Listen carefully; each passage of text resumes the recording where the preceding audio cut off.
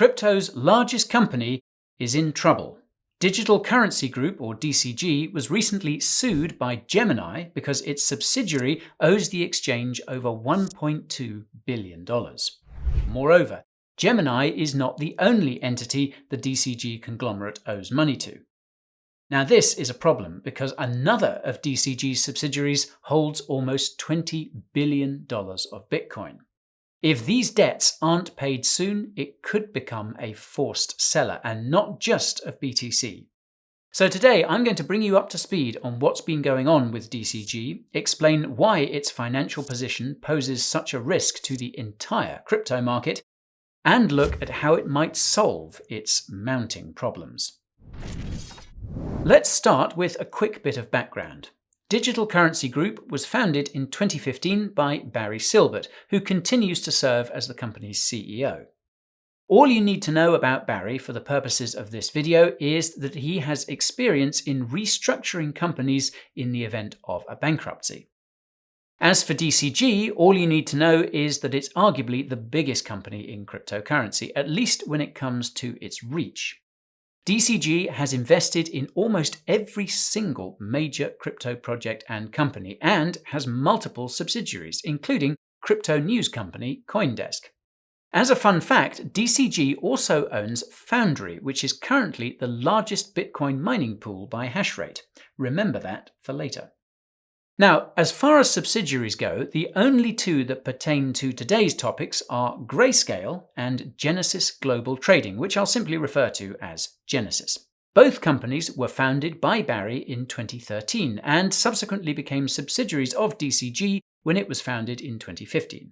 As most of you will know, Grayscale is a digital asset management company that's famous for issuing the first BTC-backed instrument on a centralized stock exchange.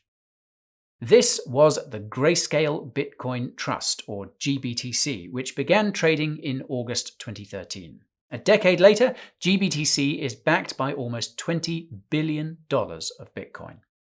If you've watched any of our videos about spot Bitcoin ETFs, you'll know that GBTC is very different. In short, shares in a spot Bitcoin ETF are issued and redeemed immediately to make sure they track the value of BTC as closely as possible, whereas GBTC shares take a lot longer to issue and redeem. As a result, GBTC shares have a harder time reflecting the value of the BTC that backs each share. This means that GBTC can sometimes trade at a premium or at a discount relative to the value of the BTC backing it. GBTC has been trading at a discount since early 2021 and hit a record low late last year. Recently, however, GBTC has been trading closer to its fair value. This is primarily because BlackRock recently filed for a spot Bitcoin ETF, and Grayscale sued the SEC to convert its Bitcoin trust into a spot Bitcoin ETF last summer. BlackRock's filing has led to hopes that the lawsuit will succeed. Grayscale CEO Michael Sonnenschein revealed in an interview earlier this year that the asset manager expects the judge to rule on their case by the autumn of this year, meaning by October. The outcome of this case could result in billions of dollars of BTC being dumped, but I'll come back to that later. The key thing to keep in mind about Grayscale, and especially GBTC, is that it's DCG's golden goose. That's because Grayscale charges management fees on all these trusts. And when you're dealing with billions of dollars of assets, the annual management fees are in the hundreds of millions. Now, as some of you will know, Genesis was a digital asset service provider for institutional investors. It provided a whole slew of crypto-related services, including crypto OTC trading and crypto lending. As always, it's the leverage that eventually resulted in Genesis going bankrupt earlier this year. If you watched our previous DCG update, you'll know that Genesis lost a lot of money when Terra collapsed last spring. That's because one of Genesis's largest borrowers was crypto hedge fund 3 Arrows Capital, or 3OC, which went under along with Terra.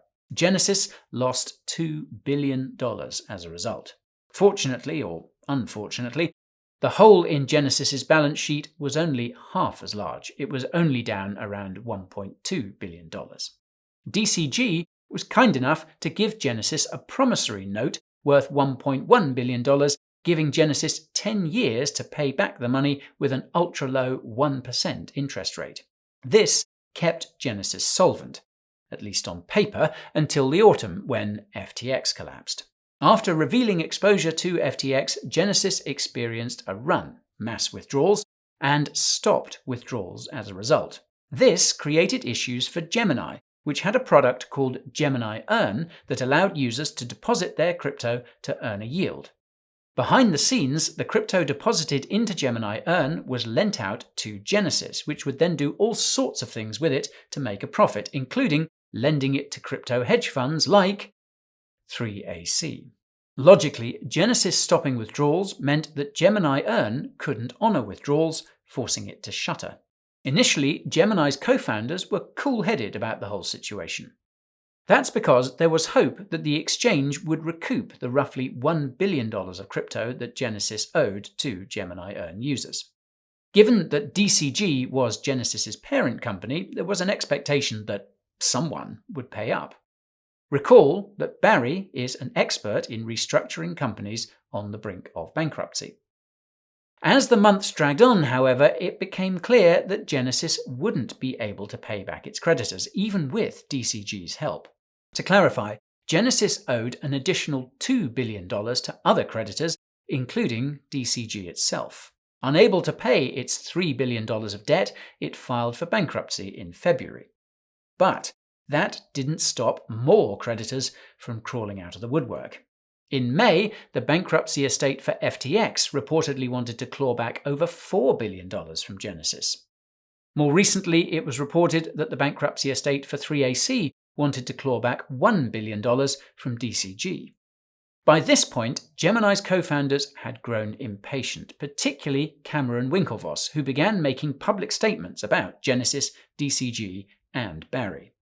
It seems the aforementioned trio managed to calm Cameron down by promising to pay Gemini half, $630 million, while they tried to recoup the other half.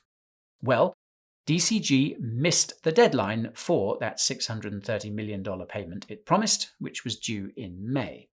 This led to speculation that DCG was on the brink of bankruptcy. By July, this month, the Winklevi, Cameron and his twin brother Tyler, had had enough. Cameron published his last open letter to Barry. A few days later, Gemini sued DCG and Barry, alleging fraud and demanding $1.5 billion. Now, we don't have the time to go through the whole lawsuit in detail here, but thankfully Cameron was kind enough to provide a short summary of the key points in a Twitter thread. We'll leave a link to the full lawsuit in the description if you're someone who wants or needs the details. Now, in his thread, Cameron revealed that Gemini was in the process of winding down Gemini Earn in October due to perceived solvency issues with Genesis. Barry allegedly reached out to Gemini to try and convince them to keep Gemini Earn going, despite allegedly knowing that Genesis was insolvent. Barry claimed to them, presumably the Winklevi, that Genesis only faced a, quote, timing issue regarding its shortfall of funds following the collapse of 3AC. Cameron explained that the official story about DCG rushing to plug Genesis's $1.2 billion hole is completely incorrect, allegedly. According to Cameron, quote, DCG didn't absorb any losses or provide real capital. It just issued that $1.1 billion promissory note. Gemini alleges that DCG, Genesis, and Barry created false financial reports to give the impression that Genesis was solvent because of this promissory note. One financial report allegedly noted the promissory note as a current asset, and another allegedly noted the promissory note as a receivable, both of which are allegedly false. And Genesis allegedly didn't include the promissory note in its calculations of the duration of the loans it currently owes either. Gemini alleges that Barry personally participated in perpetuating this fraud and makes the same allegations against another DCG executive, although they weren't sued in this case. Gemini's evidence for this seems to be the fact that the fraud only worked if all three parties were coordinating with each other. Naturally, DCG issued a public statement after the lawsuit was revealed. According to crypto analyst Ram Ahluwalia, DCG is essentially claiming that the allegations amount to defamation, without providing any evidence to discredit Gemini's claims. Of course, DCG claims that it did nothing wrong. According to crypto analyst Adam Cochran, the absence of any evidence to the contrary could be circumstantial evidence that some of Gemini's allegations are true. Regardless, Adam believes that DCG's main focus at the moment is to buy time and find some way to come up with the capital it needs. One way of raising capital could be to conduct another raise, that is, sell shares in DCG to investors and use that money to plug the hole. There's just one problem, and that's that it might not be enough. Indeed, in our initial video about DCG last November, we calculated that conducting a raise probably won't cut it. Back then, we knew that this meant DCG would have to start selling assets at some point. It seems that this selling started in February this year, coincidentally around the time Genesis went bankrupt. According to the Financial Times, DCG sold lots of shares in some of Grayscale's largest trusts. For reference, DCG holds lots of shares in Grayscale's trusts, particularly GBTC. This appears to be primarily due to the discount that these trusts started to experience in 2021. DCG reportedly started buying these GBTC shares to try and bring them back up to par. It's not clear how much DCG has spent on this. It's also not clear how much of these trusts DCG currently owns. Now, because DCG isn't a publicly traded company, its financials are only periodically published. Late last year, DCG held around $600 million in GBTC, which was worth over $1 billion BTC and is easily worth over $2 billion today. The aforementioned Financial Times article notes that most of DCG's Grayscale Trust sales have come from ETH-E, the Ethereum Trust. DCG offloaded a quarter of its ETH-E holdings, raising a measly $22 million. It's likely that DCG has tried to avoid selling GBTC due to Grayscale's plans to convert the trust into an ETF. That said, the recent rally in GBTC could be creating the perfect selling opportunity for DCG, and it's possible that it's been selling some of its GBTC into this rally. Again, it's impossible to know for sure, but it would be a logical move. Now, DCG might also be selling lots of altcoins and shares in crypto companies. That's because another Financial Times article from January noted that DCG was considering doing just that. Back then, these assets were worth around $500 million. It's possible that they're worth more as a result of the rally we've seen this year. Moreover, DCG has also reportedly been considering selling CoinDesk for $200 million. Cardano founder Charles Hoskinson is reportedly interested in buying, but said that the media company is overpriced. Tron founder Justin Sun is also interested in buying and has been a long-time guest on the news site. DCG hasn't just been selling assets either, it's also been cutting costs. In January, it halted dividend payments to shareholders and laid off over 500 employees. In May, it shut down its institutional trading subsidiary. In June, it asked judges to consolidate all of its lawsuits, presumably to save on legal fees.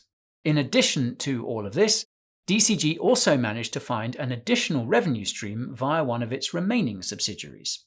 In April, Foundry started charging fees for the first time since it was founded in 2019. Now, assuming the standard 2% fee, Foundry has gotten around 0.5% of all the BTC mined since April, because Foundry accounts for a quarter of Bitcoin's hash rate and a quarter of 2% is 0.5%. Now, given that around 90,000 BTC have been mined since April, this means that Foundry has received roughly 4,500 BTC, worth roughly $140 million at today's prices. When you add this to the assets that DCG can sell and the expenses DCG has cut, it's possible that it has the money to pay back its debts. Recall, that DCG makes money from the management fees on Grayscale's trusts too. However, this all assumes that DCG can and has sold all these assets at top dollar, and that it hasn't incurred additional expenses because of its legal troubles. The former is highly unlikely, and the latter is effectively impossible. In any case, it's ultimately DCG's GBTC holdings that make or break this equation. This brings us back to Grayscale's lawsuit against the SEC to convert GBTC into a spot Bitcoin ETF. As I mentioned earlier, the judge presiding over the case is expected to make a ruling by October. Obviously, there are only two possible outcomes. Either the judge sides with Grayscale, or the judge sides with the SEC. If the judge sides with Grayscale, then it means that its GBTC will be converted into a spot Bitcoin ETF. Michael admitted in another interview that he doesn't know how quickly this would happen, given that the case is unprecedented. Nobody has ever sued the SEC to convert a crypto trust into an ETF before. The likelihood of the judge siding with Grayscale likely depends on whether the SEC approves another spot Bitcoin ETF in the interim, be it from BlackRock or another asset manager. That's because if the SEC approves a spot Bitcoin ETF, it won't really be able to argue that GBTC can't be converted into one too. Now, some would say that this gives the SEC an incentive not to approve a spot Bitcoin ETF until it's defeated Grayscale in court. But let's set that aside for a moment. Let's suppose that the judge allows the GBTC ETF conversion to proceed for whatever reason. This would be bearish for BTC in the short term. As explained by Cointelegraph, that's because all the parties that purchased GBTC at a discount relative to its BTC backing can immediately cash it in at its full price. This includes DCG, which owes at least $3 billion to creditors and whose GBTC holdings are backed by over $2 billion worth of BTC. In other words, the moment that GBTC is converted into an ETF, DCG and others who are holding GBTC at a discount could sell billions of dollars worth of BTC at a profit. This is unlikely if DCG can plug the hole in another way. It's likely if the hole can't be plugged, and it's guaranteed if DCG is bankrupt by then, because the GBTC and/or BTC would be liquidated as part of the bankruptcy proceedings. This ties into the second possibility. If the judge sides with the SEC, then that means GBTC won't be converted into a spot Bitcoin ETF. The practical effect of this is that the GBTC discount will immediately increase, possibly to a new record low. This would significantly devalue DCG's GBTC shares. This would be worse than you think because GBTC isn't very liquid. In plain English, there aren't that many buyers and sellers, the recent hype notwithstanding. This means that DCG would probably have to sell its GBTC at an even bigger discount, and the returns probably wouldn't be more than $1 billion. Like the GBTC to ETF conversion, though, this series of events wouldn't happen overnight. As Michael explained in another interview, depending on the details in the judge's ruling against Grayscale, it would immediately file an appeal and take the case as far as the Supreme Court. This could take years. But again, this depends on the details in the judge's ruling against Grayscale. Michael has mentioned on many occasions that if the digital asset manager doesn't see an opening for a potential appeal, then they will try a tender offer, file with the SEC to buy back GBTC at 20% of its value and liquidate the trust. This GBTC buyback would cost Grayscale billions of dollars. Chances are that Grayscale doesn't have billions of dollars sitting around, otherwise it would have given it to DCG. This means Grayscale would have to sell the BTC backing GBTC to buy back the GBTC and bail out DCG, crashing BTC in the process. DCG would lose its largest revenue stream in the process. Remember, GBTC is its golden goose. On that note, there could be a third possibility, and that's that one of the asset managers who filed for a spot Bitcoin ETF application offers to purchase GBTC from Grayscale and DCG's GBTC holdings at par. Since June, rumors have been circulating that Fidelity was considering buying GBTC. In a recent episode of Blockworks, Morgan Creek Digital CEO Mark Yusko revealed that Fidelity's offer to DCG, or Grayscale, was likely less than what Barry wanted. Mark said that Barry should take the deal if it's still on the table. That's because GBTC could crash if a different spot Bitcoin ETF is approved first. That would put Grayscale in the same position as if it lost its case against the SEC, something that Mark believes is highly likely. However, this presupposes that another spot Bitcoin ETF will be approved after Grayscale has lost its case or DCG has gone bankrupt. If it happens before, it will be bullish for GBTC. Now, given the circumstances, GBTC being acquired by an asset manager would be the ideal outcome, at least for the crypto market. From our perspective, anything else could result in the mass selling of assets, be they BTC or altcoins. The fact of the matter is that DCG owes billions, and it needs to get that money pronto. Let's just hope it doesn't come from our crypto portfolios. And that's all for today's video, folks. If you found it informative, let me know by smashing that like button. If you want to make sure you keep getting informed, subscribe to the channel and ping that notification bell. If you want to help others stay informed, share this video. If you happen to be looking for a safe place to park your crypto or a cheaper place to trade it, check out the Coin Bureau deals page. It's got the biggest discounts on the best hardware wallets and up to $40,000 worth of bonuses and discounts on the best crypto exchanges. The link is, of course, in the description. Thank you all so much for watching, and I'll see you next time. Adios, ciao, goodbye.